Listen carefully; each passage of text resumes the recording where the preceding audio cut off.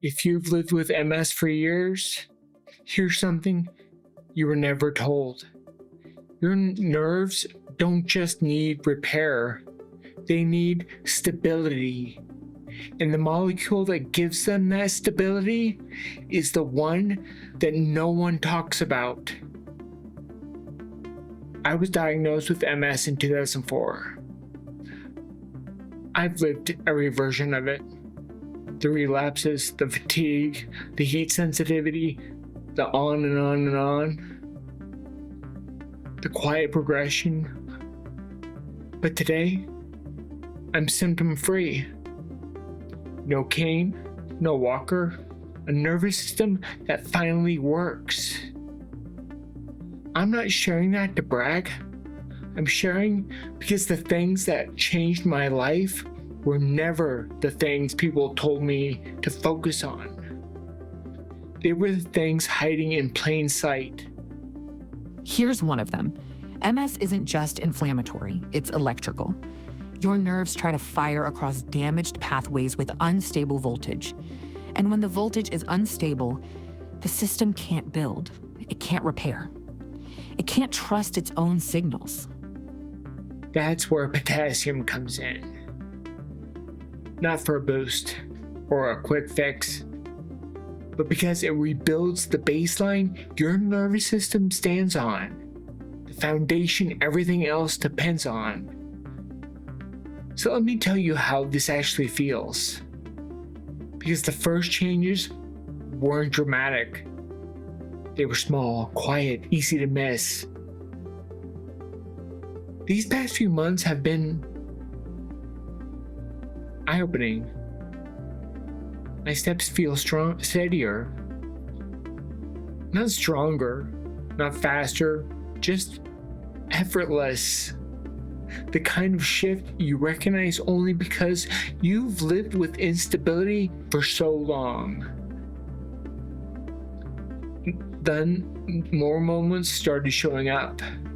My legs are starting to trust my movements again. I had this tiny hesitation before stepping or turning around. That's beginning to fade from my memory. And if you've lived this, you know exactly what I'm talking about. Now everything feels smoother. Those moments aren't random. They're the first signs of electrical stability returning. Potassium resets the neuron's resting potential, the baseline voltage that decides whether a signal fires. When that stabilizes, coordination improves, balance steadies, muscle timing sharpens, movement gets organized again. The biggest shift was on my right side, the side where I was born with hemiparesis. It started firing more cleanly than it has in, I don't even know, decades? Not because of sudden strength, but because the signals finally had the timing they need. It's a quiet reminder that my nervous system wasn't done improving. That's what the start of a reversal arc looks like. Here's the part most people don't realize.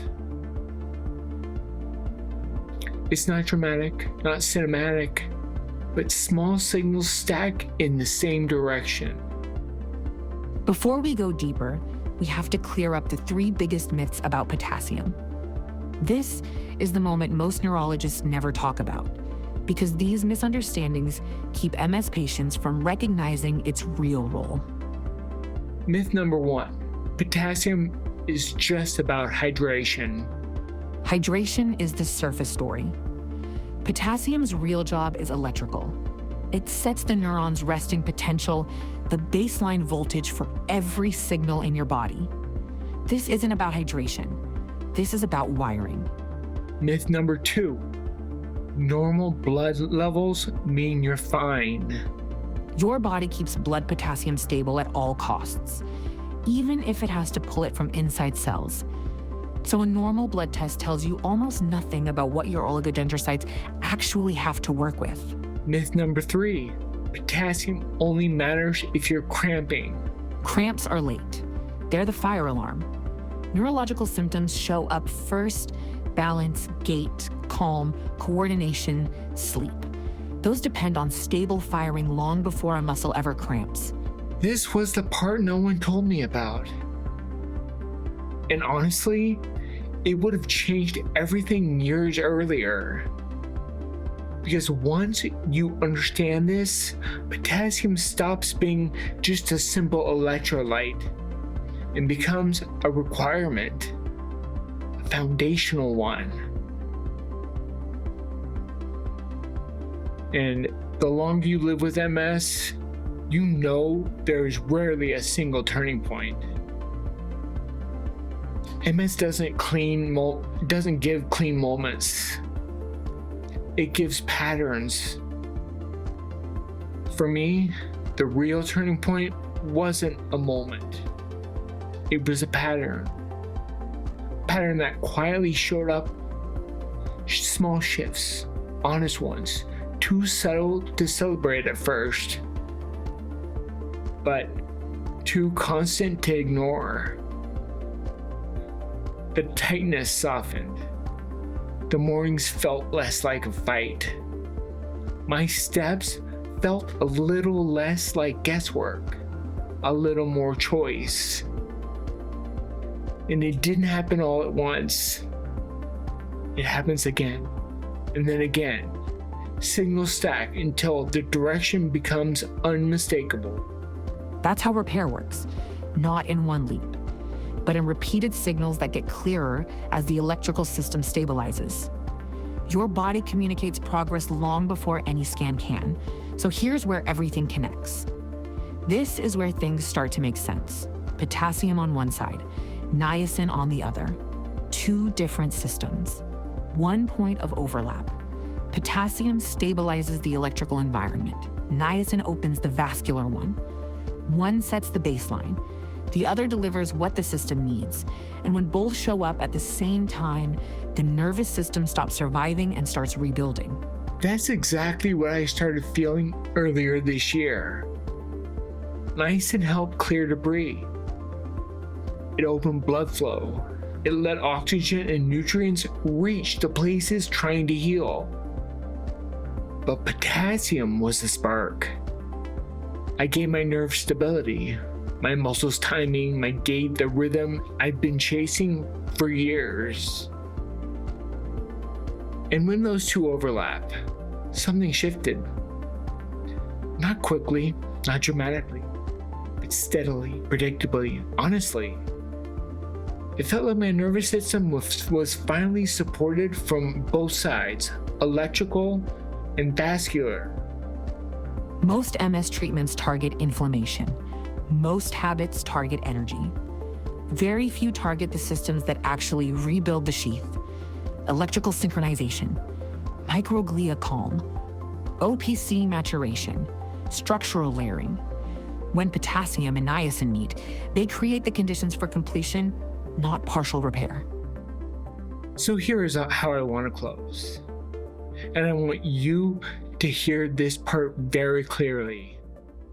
If you've lived with MS for years, you've been told a lot of limiting ideas.